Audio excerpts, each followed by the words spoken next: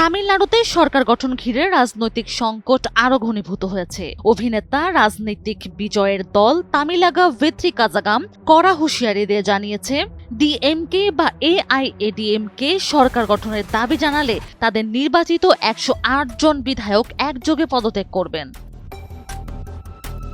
ডিএমকে ও AIADMK সাম্প্রতিক বৈঠকের পর টিভিকের মধ্যে আশঙ্কা তৈরি হয়েছে যে দুই দ্রাবিড় দল একসঙ্গে সরকার গঠনের চেষ্টা করতে পারে, যাতে নির্বাচনে সর্বোচ্চ আসন পাওয়া দলটিকে বাইরে রাখা যায়। টিভিকের দাবি, একক বৃহত্তম দল হিসেবে সরকার গঠনের সাংবিধানিক সুযোগ শুধু তাদেরই প্রাপ্য।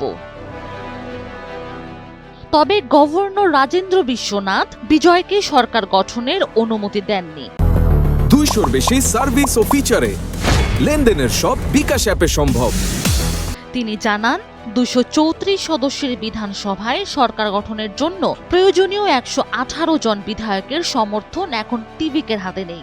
বর্তমানে দলটির 108 আসনের সঙ্গে কংগ্রেসের 5 বিধায়কের সমর্থন রয়েছে।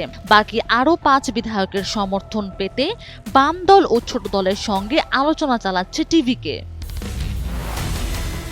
এদিকে ডিএমকে নতুন নির্বাচন এড়াতে বিকল্প সরকার গঠনের সম্ভাবনা খতিয়ে দেখছে। দলীয় প্রধান এম.কে. স্ট্যালিনকে জরুরি সিদ্ধান্ত নেওয়ার ক্ষমতা দেওয়া হয়েছে। এনডিটিভির সূত্র বলছে, এআইএডিএমকে নেতা এডাপ্পিকে মুখ্যমন্ত্রী করে বাইরে থেকে সমর্থনের সমীকরণও আলোচনায় আছে। অন্যদিকে সিপিআই, ভিসিকে নেতা থিরুভালাভান এবং অভিনেতা কমল হাসানও টিভিকের পক্ষে অবস্থান নিয়েছে। তাদের দাবি, সরকার গঠনের সুযোগ দিয়ে পরে আস্থা ভোটে সংখ্যাগরিষ্ঠতা প্রমাণের সুযোগ দেওয়া উচিত।